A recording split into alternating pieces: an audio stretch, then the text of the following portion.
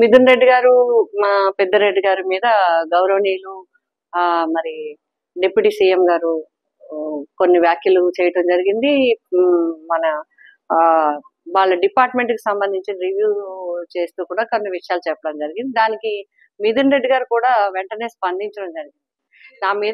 మా మీద ఏదైనా సరే ఈ సంవత్సరంలో కాదు, ఇంతకు ముందు వెనక్కి వెళ్ళి కూడా 3-4 సంవత్సరాల ముందు కూడా ఏమైనా ఉన్నా కూడా తీసుకోమని, దేనికైనా ఏ ఆ దేనికైనా నేను సిద్ధంగా ఉన్నాను.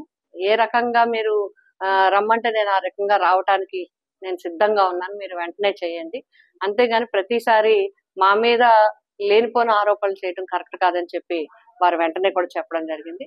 కాబట్టి అధికారం ఉంది, కేంద్ర రాష్ట్ర ప్రభుత్వాల్లో అధికారం ఉంది, వారి చేతిలో కూడా అధికారం ఉంది. కాబట్టి తప్పనిసరిగా అలాంటి ఏదైనా ఉంటే, అంటే పదే పదే వ్యక్తుల్ని ఇబ్బంది పెట్టే దానికన్నా దాని మీద చర్యలు తీసుకుంటే బాగుంటుందని, మరి మిథున్ రెడ్డి గారిని, పెద్దిరెడ్డి గారిని మరి పదే పదే ఇబ్బంది పెట్టడం విధానం మంచిది కాదేమో అని నేను తెలియజేస్తా ఉన్నాను.